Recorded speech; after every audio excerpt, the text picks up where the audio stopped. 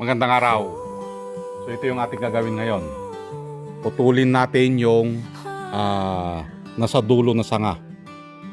Okay? Para lumakas yung mga nandun.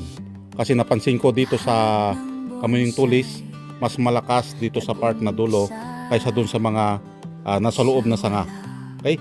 So kailangan natin kontrolin dito. At the same time, mas sumisiksik yung ating sanga. Yan.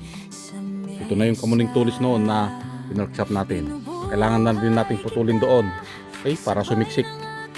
Para purisahin natin na magsanga. Okay? So, let's start.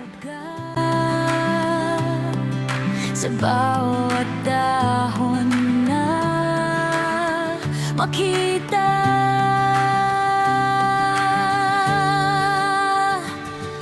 bonsai sa palad ko, tagal kitang inalagaan.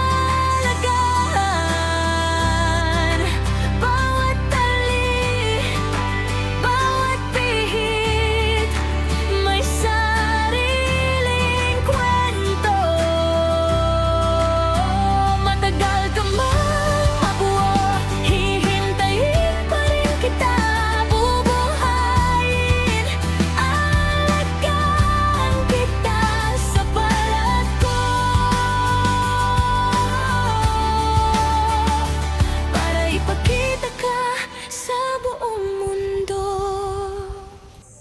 Yon. At natapos na nga nating ayusan. Ito na yung kanyang itsura.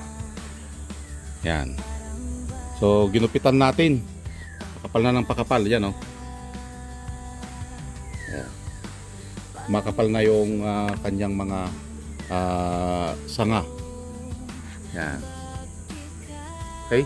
Binipirsa nating putulin doon para magsanga. So, nagputol-putol tayo dyan para sumiksik yung sanga niya. Kagaya dito.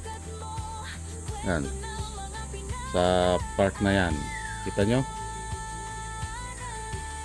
Makapal na. Ito ay isang kamuning tulis. And walang putol dito. Yan. Dahil pinapalaki natin yung part na yan. Okay? Mayroon pa rin tayong tinatawag na sacrificial branch doon. Yan. Yung mga hindi na wire dyan. Yan. Sacrificial branch yan. Hayaan lang muna natin. Okay? Yan. So palakihin lang muna natin yung sanga dito.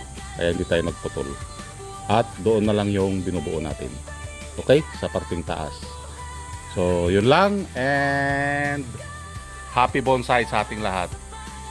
Bye bye.